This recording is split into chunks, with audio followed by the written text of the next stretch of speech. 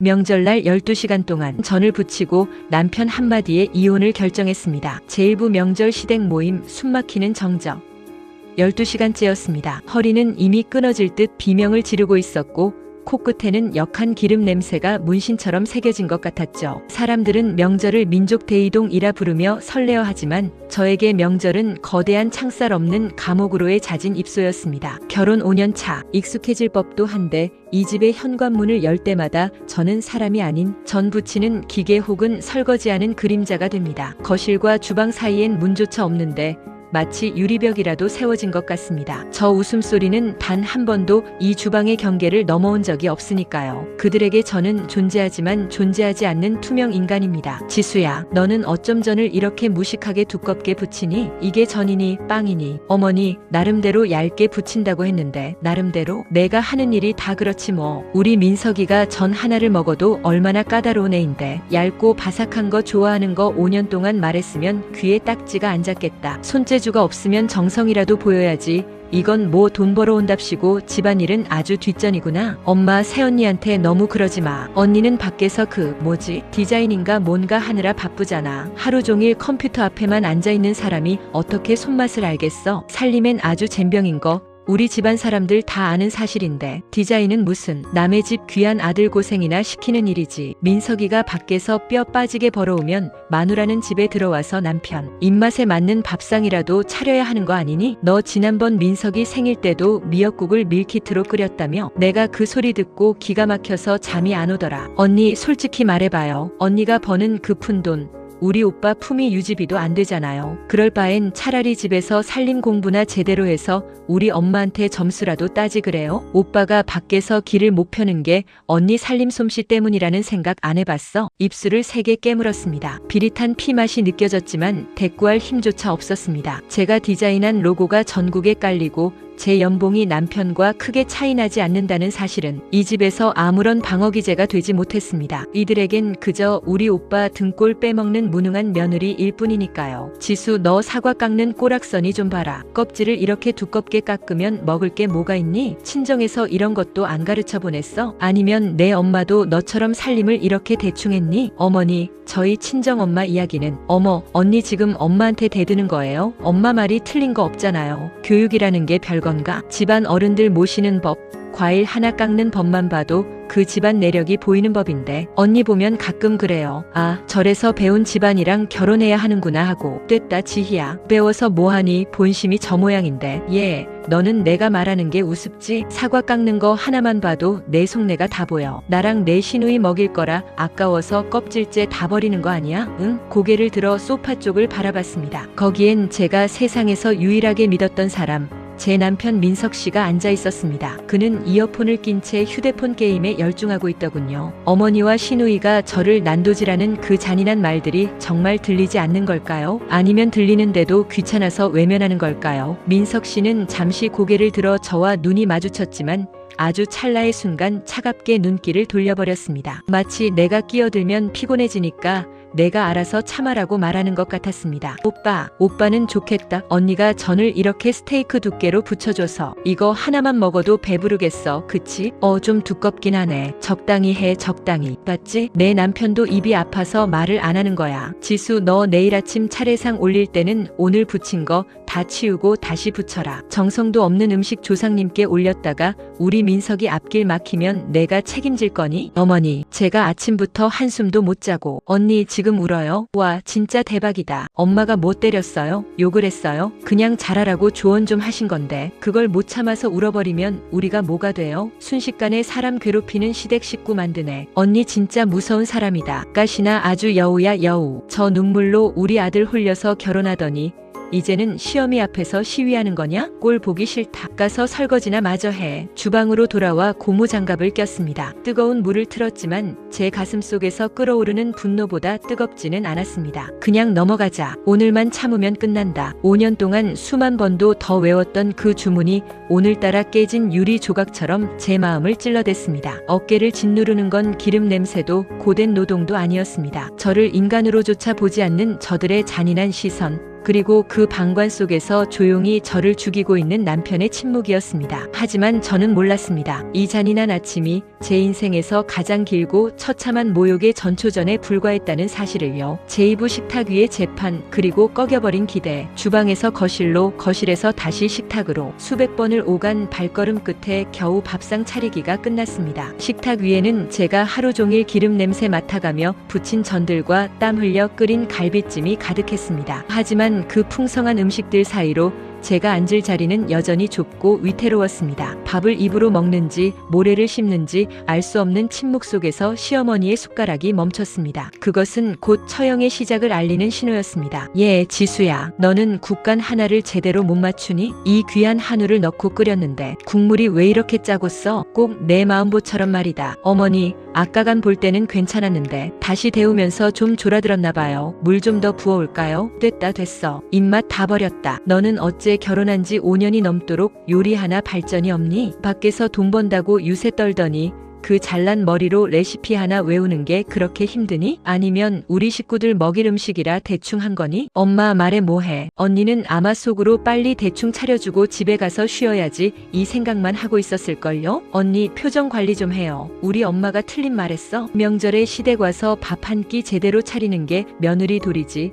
무슨 도살장 끌려온 소마냥 표정이 그게 뭐야? 아가씨, 저 아침부터 쉬지 않고 일했어요. 표정이 안 좋은 건 좀 지쳐서 그런 거지. 다른 뜻 없어요. 지쳐? 언니가 지치면 우리 엄마는, 늙은 시어머니는 거실에서 손님 맞느라 안 지쳐요. 언니는 젊은 사람이 왜 그렇게 이기적이야? 오빠는 저 표정 보고 밥이 넘어가. 저는 고개를 들어 남편 민석 씨를 보았습니다. 그는 묵묵히 밥만 입으로 밀어넣고 있었습니다. 국이 짜다는 어머니의 타박에도, 저를 이기적이라 몰아세우는 시누이의 가시 돋친 말에도 그는 그저 남의 일인 양굴었습니다. 제발 한마디만 해줘. 지수 고생했다고, 국 맛있다고 한마디만. 속으로 비명을 질렀지만 민석 씨는 끝내 고개를 들지 않았습니다. 그래, 음식이야 사 먹으면 그만이다만 너 진짜 다른 생각은 있는 거니? 민석이가 올해 36이야. 내 친구들은 벌써 손주놈들이 초등학교 들어간다고 자랑인데 너는 어쩜 그렇게 소식이 없니? 뱃속이 비었으면 정성이라도 있어야지. 몸 관리도 안 하니? 어머니, 저희도 노력하고 있어요. 그런데 둘 다 일이 너무 바쁘고 스트레스도 많다 보니까 또 그놈의 일소리. 내가 하는 그 부업 같은 일이 우리 민석이 대 이어주는 것보다 중요해. 내가 밖에서 푼돈 벌어오는 동안 우리 아들 기는 다 죽고 집안대는 끊기게 생겼는데 너 혹시 일부러 안 갖는 거 아니니? 민석이 고생시켜서 내 몸 편하려고? 언니 설마 그래요? 요즘 애 안 낳고 사는 게 유행이라더니 언니도 그런 못된 생각하는 거야? 우리 오빠가 불쌍하지도 않아? 밖에서 치이고 들어오면 집에서 애교 부리는 자식이라도 있어야지.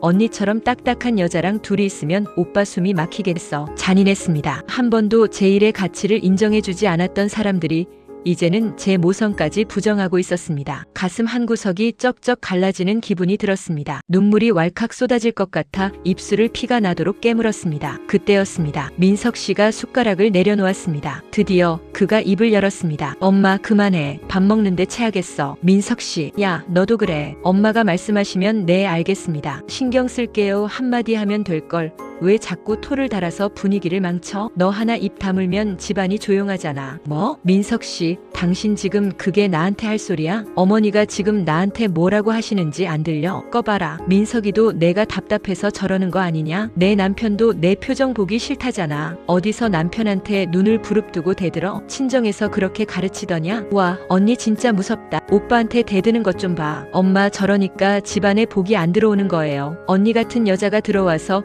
우리 오빠 인생이 꼬인 거라니까. 시누이의 비웃음, 시어머니의 서슬퍼런 호통, 그리고 가장 잔인한 남편의 외면. 식탁 위의 음식들은 이제 오물처럼 보였습니다. 제가 들고 있는 젓가락이 너무나 무거워 손이 떨렸습니다. 5년, 이 집안의 일원이 되기 위해 내 모든 것을 깎아내고 참아왔던 시간들이 주마등처럼 스쳐 지나갔습니다. 하지만 이제 깨달았습니다. 이곳은 제가 사랑으로 채울 수 있는 집이 아니었습니다. 저는 그저 그들의 화풀이 대상이자 남편의 안위를 위한 방패막이일 뿐이었습니다. 민석 씨, 정말 이게 당신 진심이야? 내가 여기서 이런 취급받는 게 내가 입만 다물면 해결될 일이라고 생각해? 아, 그만 좀 해. 명절에 밥 좀 편하게 먹자는데 왜 자꾸 감정적으로 굴어? 너 진짜 피곤한 스타일인 거 알아? 적당히 좀 해, 제발. 꼴 좋다. 내 남편도 너 질색한다잖니. 가서 물이나 떠와라. 목 막힌다. 자리에서 일어났습니다. 하지만 물을 뜨러가는 발걸음이 아니었습니다. 제 가슴속 깊은 곳에서 무언가 툭 하고 끊어지는 소리가 들렸습니다. 12년 전 처음 만났을 때의 그 다정했던 민석 씨는 여기 없었습니다. 제 앞에는 오직 자신의 아니만을 위해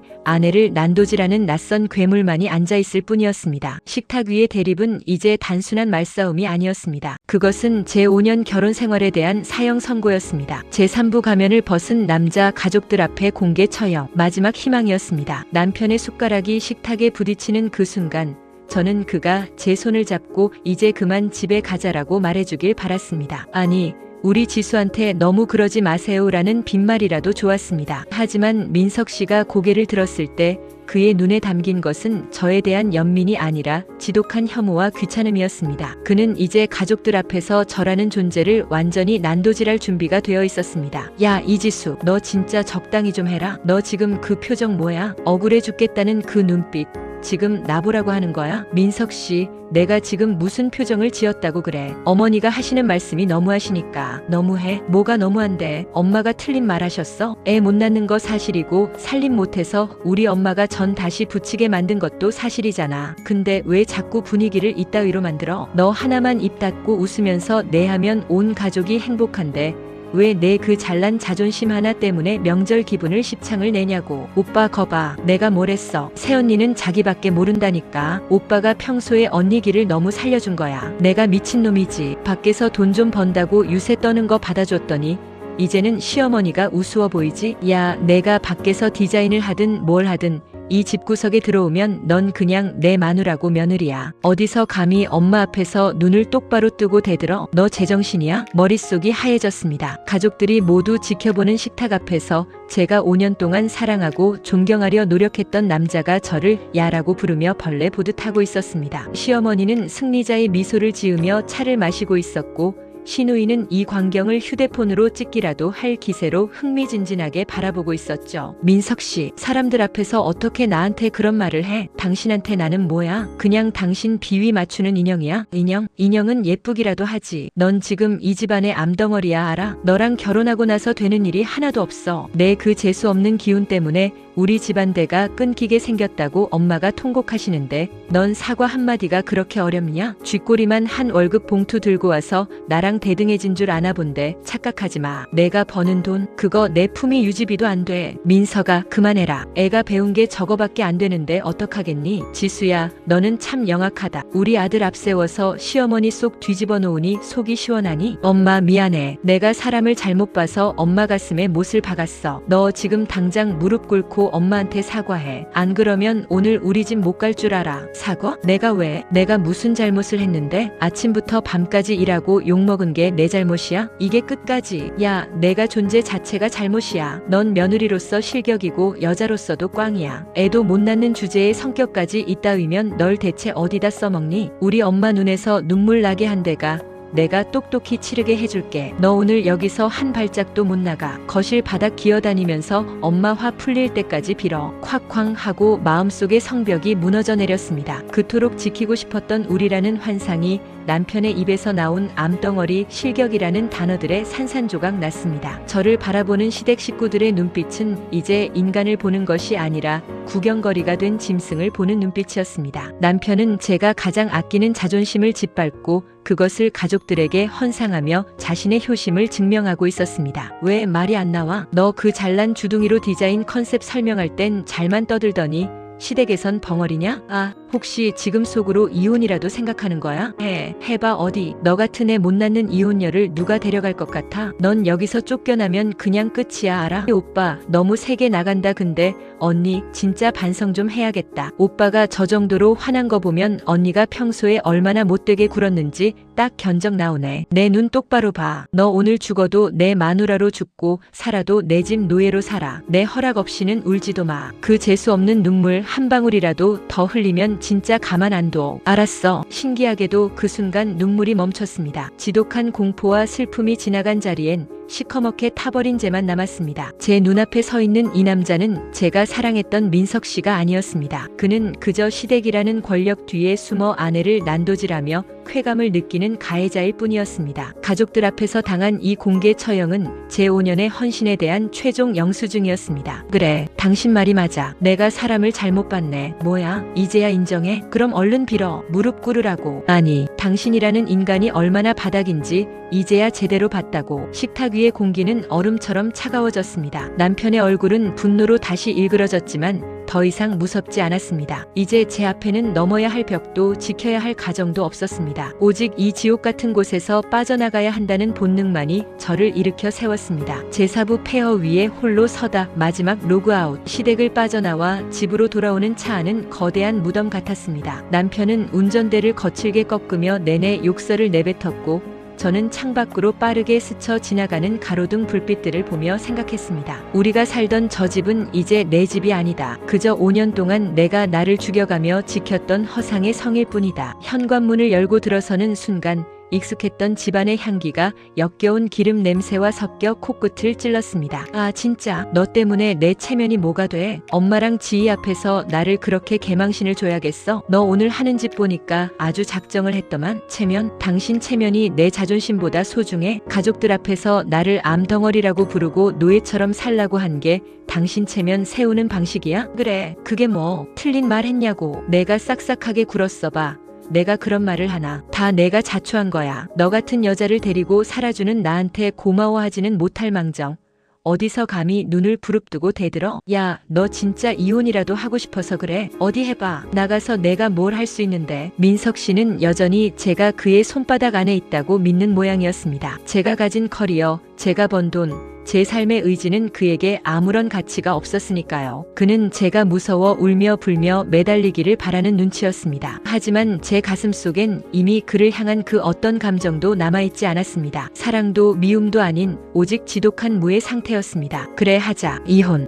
이지수 지금 협박하냐? 내가 무슨 수로? 내 친정 부모님이 이 사실 알면 기절하실 텐데. 애도 못 낳고 쫓겨난 딸 자식 얼굴을 어떻게 보시려고 그래? 당신 입에서 우리 부모님 이야기 나오게 하지 마. 당신 같은 괴물한테 내 부모님이 기절하실 이유는 없어. 오히려 이런 지옥에서 내 딸이 빠져나온다고 하면 우리 엄마 아빠는 나 안아주실 분들이야. 이게 진짜 미쳤나? 야, 너 정신 차려. 너 여기서 나가면 끝이야. 내가 너한테 해준 게 얼마인데. 내가 입고 먹고 자는 거 다 내 능력 안에서 해결된 거야. 디자인? 그거 내가 취미로 하는 거지. 그게 돈이 돼? 넌 그냥 내 장식품이야, 알았어? 장식품이 주인을 배신해? 장식품은 당신 동생이나 시어머니한테 가서 찾아. 나는 사람이야. 당신이 짓밟아도 되는 물건이 아니라고. 당신이 5년 동안 나를 방패막이로 삼아 효도 코스프레 하는 동안 나는 내 안에서 당신을 조금씩 지워왔어. 오늘 식탁에서 당신이 던진 그 말들이 마지막 한 점의 미련까지 다 태워버렸어. 고마워, 박민석. 덕분에 아주 홀가분하게 떠날 수 있게 됐네. 캐리어 지퍼를 닫는 소리가 마치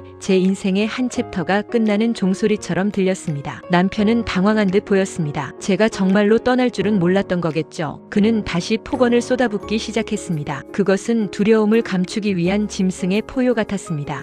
까라고. 너 나가면 바로 다른 여자 들릴 거야. 애 잘 낳고 살림 잘하고 우리 엄마한테 순종하는 여자 발에 치여. 너 같은 년은 평생 혼자 늙어 죽을 줄 알아. 후회하면서 내 발등 찍으러 오지나 마. 당신은 죽을 때까지 모를 거야. 당신이 오늘 무엇을 잃었는지. 당신 곁엔 이제 진심으로 당신을 아껴줄 사람은 없어. 당신 엄마랑 여동생, 그 사람들은 당신을 사랑하는 게 아니라 당신이 벌어오는 돈과 그들이 휘두를 수 있는 권력을 사랑하는 거지. 축하해, 박민석. 이제 평생 당신 식구들이랑 그 끔찍한 효도 속에서 썩어가길 바라. 아파트 복도의 차가운 공기가 그렇게 달콤할 수 없었습니다. 엘리베이터 거울에 비친 제 모습은 엉망이었지만 눈빛만큼은 그 어느 때보다 선명하게 살아있었죠. 5년의 감옥 생활이 끝났습니다. 시댁의 멸시도 남편의 폭언도 기름 냄새 나는 부엌도 이제 제 인생에 없습니다. 차를 몰아 도심을 벗어났습니다. 휴대폰을 꺼내 남편과 시댁 식구들의 번호를 하나씩 차단했습니다. 삭제하시겠습니까?